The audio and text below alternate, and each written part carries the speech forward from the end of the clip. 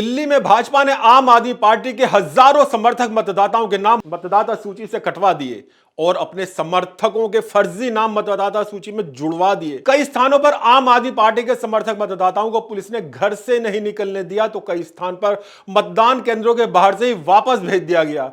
कई स्थानों पर ईवीएम में गड़बड़ी की गई। केंद्र सरकार ने सत्ता और साधनों का भरपूर दुरुपयोग आम आदमी पार्टी और केजरीवाल को हराने के लिए किया। नहीं दोस्तों, ये हम नहीं कह रहे, बल्कि ये दिल्ली में आम आदमी पार्टी और अरविंद केजरीवाल, मनीष सिसोदिया जैसे नेताओं की हार के बाद उनकी तरफ से कहा जा रहा है। भाजपा पर इस तरह के आरोप मढ़े जा रहे हैं। जहां तक हमारे कहने की बात है तो हमने हरियाणा के चुनाव नतीजे आने के बाद यानी 4 महीने पहले ही कह दिया था कि ये चुनाव परिणाम दिल्ली विधानसभा के चुनाव परिणामों को प्रभावित करेंगे और देखिए ऐसा ही हुआ। हमारा यह भी मानना है कि दिल्ली में आम आदमी पार्टी की करारी हार और भाजपा की प्रचंड जीत के जो 3-4 प्रमुख कारण हैं, उनमें एक मुख्य कारण जाट और गुर्जर समुदाय का भाजपा को मिला जबरदस्त समर्थन है। इन दोनों समुदाय के लोगों ने अरविंद केजरीवाल की पार्टी को हराने के लिए जमकर काम किया।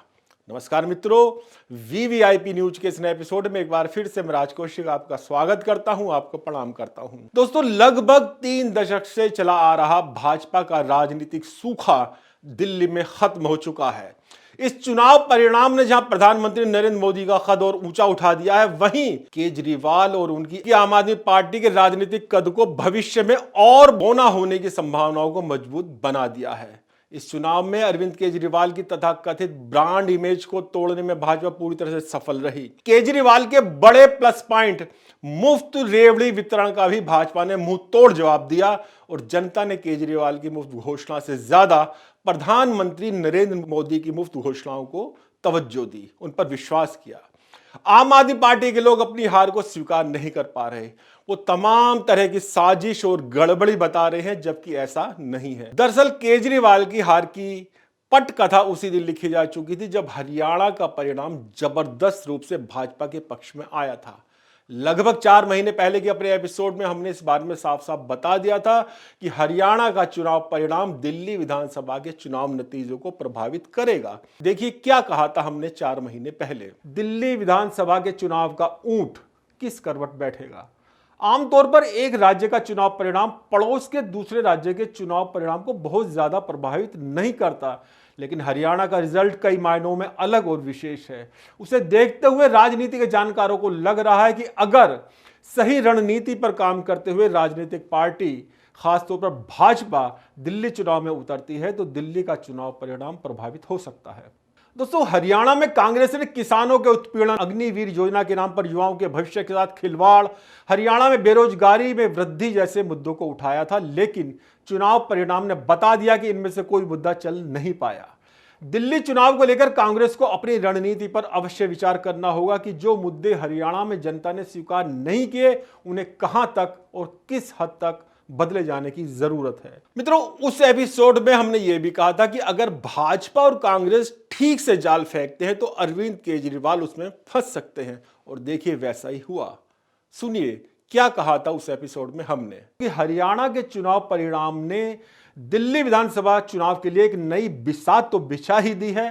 भाजपा, कांग्रेस और आम आदमी पार्टी सोच समझकर रणनीति तैयार कर दिल्ली विधानसभा चुनाव में अगर उतरती हैं तो उनकी तैयारी, उनकी रणनीति और उनकी क्षमता के हिसाब से लाभ हानि देखने को मिल सकती है।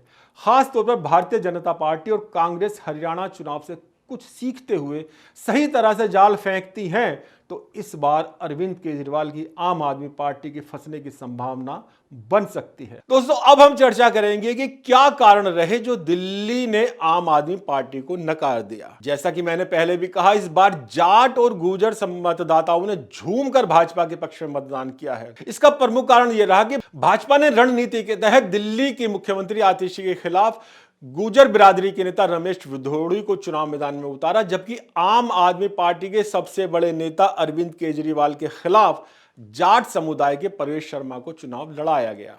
इससे जाट और गुजर समुदाय के मतदाताओं को लगा कि भाजपा के समर्थन में चुनाव परिणाम आने पर उनकी बिरादरी का मुख्यमंत्री बन सकता है। इस वजह से दोनों ही बिरादरी के लोगों ने झूमकर भाजपा के पक्ष में मतदान किया। जाट और गुजरों की अंदरूनी राजनीति को समझने वाले लोग इस बात को जानते हैं कि पिछड़े वर्ग में वर्चस्व की लड़ाई को लेकर इन दोनों ही समुदाय के लोगों में होड़ रहती है। यानी अगर किसी स्थान पर जाट बिरादरी के लोग हावी है तो स्वाभाविक रूप से गुजर बड़ी लाइन खींचने के लिए उनके सामने यानी विरोध में हो जाते हैं। इसी तरह कहीं अगर गुजर समुदाय हावी है तो जाट समुदाय के लोग अपना कद बढ़ाने के लिए उनके सामने खड़े हो जाते हैं।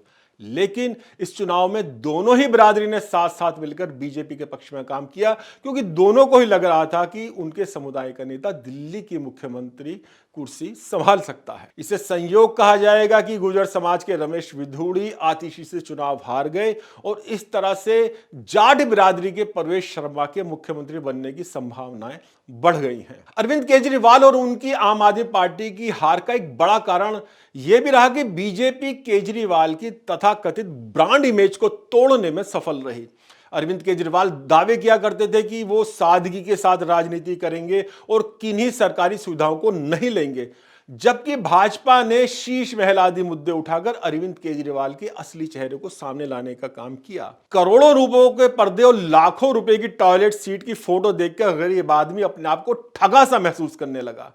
अरविंद केजरीवाल की पूरी राजनीति का जन्म भ्रष्टाचार के खिलाफ लड़ाई में हुआ, लेकिन शराब के ठेकों के मामले में जिस तरह से अरविंद केजरीवाल और मनीष सिसोदिया जैसे नेताओं की घेराबंदी की गई, उससे कहीं ना कहीं दिल्ली की जनता भी सहमत हुई। हालांकि केजरीवाल और सिसोदिया इसे अपने खिलाफ साजिश बताते रहे, लेकिन जिस तरह से कोर्ट में मामला चला और लंबे समय तक दोनों नेताओं को जेल में रहना पड़ा, उससे दिल्ली के मतदाता मानने लेने लगे कि दाल में जरूर कुछ काला है। बाद में जिन शर्तों के साथ जमानत दी गई और केजरीवाल को फाइल ना देखने, अपने ऑफिस ना जाने के जो आदेश कोर्ट द्वारा दिए गए, उनका भी जनता पर व्यापक असर हुआ और लोग मानने लगे कि यह सिर्फ भाजपा की साजिश नहीं है, बल्कि कुछ ना कुछ सच्चाई तो है जो केजरीवाल और सिसोदिया को कटघरे में खड़ा कर रही है। अरविंद केजरीवाल का तीसरा बड़ा प्लस पॉइंट मुफ्त में सुविधाएं देने का था। पिछले चुनाव को हम देखें तो प्रधानमंत्री नरेंद्र मोदी रेवड़ी बांटने की बात का विरोध करते थे और उन्हीं के मुताबिक भाजपा के तमाम नेता मुफ्त की सुविधाओं का विरोध करते थे। लेकिन इस बार भाजपा ने अपनी रणनीति को बदला और सीधे सीधे बोल दिया कि जो भी निःशुल्क सुविधाएं दी जा रही हैं उनको जारी रखा जाएगा। महिलाओं को 2,500 रुपए महीना देने की भाजपा की तरफ से जो घोषणा की गई थी, उसके बारे में नरेंद्र मोदी का यह कहना कि मंत्रिमंडल की पहली बैठक में ही से पास करा दिया जाएगा और मास्टर स्ट्रोक साबित हुआ और बड़ी संख्या में कमजोर वर्ग की महिलाएं भाजपा की तरफ आकर्षित हुई। बीजेपी ने अपने घोषणा पत्र में महिलाओं को 2,500 रुपए के मासिक भत्ते के साथ 10 लाख रुपए तक के मुफ्त इलाज, गिग वर्कर्स और टेक्सटाइल वर्कर्स को 10-10 लाख का जीवन बीमा और SC/ST छात्रों को प्रति माह 1,000 रुपए आर्थिक मदद देने की जो बात की थी, उसका लाभ भी उसको मिला। दरअसल 2020 की तुलना में इस बार का घोषणा पत्र भाजपा ने काफी अलग रखा। इस बार बीजेपी ने सीधे लाभ देने पर ज्यादा फोकस किया।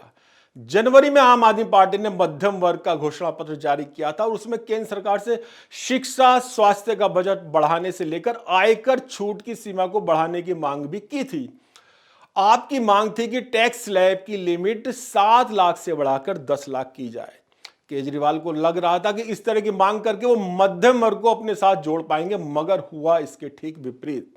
मतदान से 4 दिन पहले 1 फरवरी को जब बजट आया तो मोदी सरकार ने आयकर छूट की सीमा को बढ़ाकर 12 लाख रुपए तक कर मध्यम वर्ग के लोगों का दिल जीत लिया। बीजेपी ने इसे मुद्दा बनाते हुए अखबार में विज्ञापन भी दिए और दिल्ली चुनाव में बीजेपी को वोट देने की अपील भी की और उसका पूरा लाभ बीजेपी को मिला। दोस्तों, भाजपा को कटघरे में खड़ा करने के लिए अरविंद केजरीवाल ने चुनाव के दौरान जो यमुना के पानी को जहरीला बताया था, उनका यह दांव भी उल्टा पड़ा।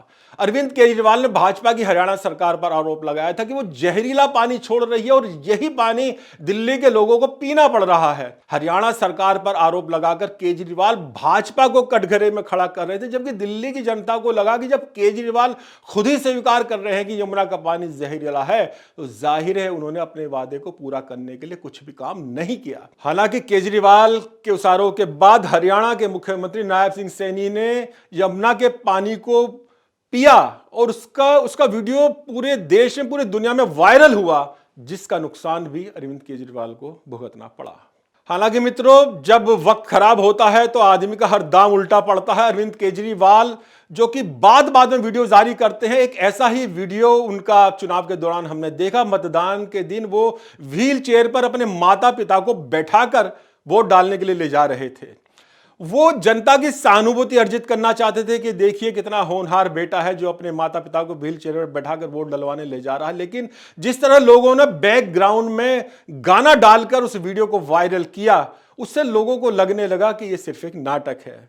लोगों ने उसके पीछे देखिए क्या गाना डालकर उस वीडियो को वायरल किया है, आप खुद ही देखिए। दे दे अल्लाह के नाम पे दे दे, इंटरनेशनल फकीर आए हैं। केजरीवाल द्वारा वादा पूरा न किए जाने के कारण दिल्ली वासियों को जहरीला पानी पीना पड़ रहा है और उसके लिए विभिन्न तरह की बीमारियों का कारण भी वो पानी बन रहा है।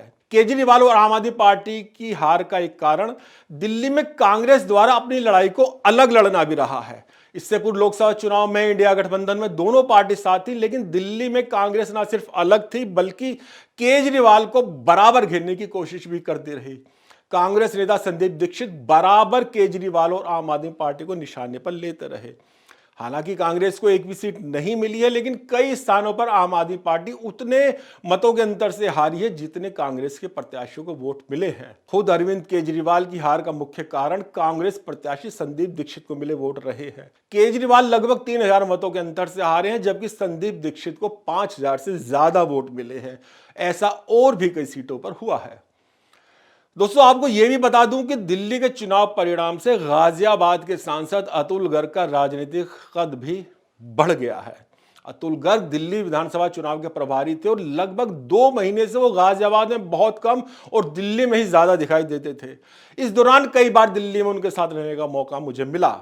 प्रत्याशियों के चयन में भी उनकी भूमिका रही, साथ ही वो एक दिन में कई जगह सभा के लोगों से मिलते थे। अतुल गर्ग ने रणनीति कुछ इस तरह बनाई कि वो भाजपा को जिताने की अपील ना करके लोगों से ये पूछा करते थे कि क्या कारण है जो लोकसभा की सीट बीजेपी जीत जाती है और विधानसभा चुनाव में हार जाती है। उन कारणों को जानकर उनकी एक विस्तृत रिपोर्ट बनाकर भी उन्होंने भाजपा हाईकमान और खास तौर पर अमित शाह को भेजी। मित्रों, अब आपसे विदा लेता हूं, लेकिन जाते जाते एक बात जरूर कहना चाहूंगा कि दिल्ली के चुनाव परिणाम के बाद प्रधानमंत्री नरेंद्र मोदी का कद भी बहुत ज्यादा बढ़ा है। 2013 में जब नरेंद्र मोदी को प्रधानमंत्री के रूप में पेश किया गया, तभी से दिल्ली में जो भी विधानसभा चुनाव हुए हैं उनमें अरविंद केजरीवाल ही जीत रहे हैं।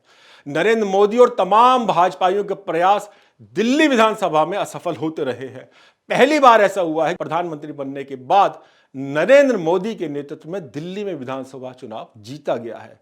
इस चुनाव परिणाम के बाद अरविंद केजरीवाल और उनकी आम आदमी पार्टी के भविष्य पर भी सवालिया निशान लग गया है। जिस तरह से हमने हरियाणा चुनाव के परिणाम आने के बाद घोषणा की थी कि परिणाम दिल्ली के विधानसभा चुनाव परिणाम प्रभावित करेंगे, उसी तरह से आज हम ये भी कह रहे हैं कि दिल्ली के ये चुनाव परिणाम पंजाब की राजनीति को भी प्रभावित करेंगे, जहां आम आदमी पार्टी की सरकार है। जल्द ही हमें पंजाब की राजनीति में उथल पुथल देखने को मिल सकती है।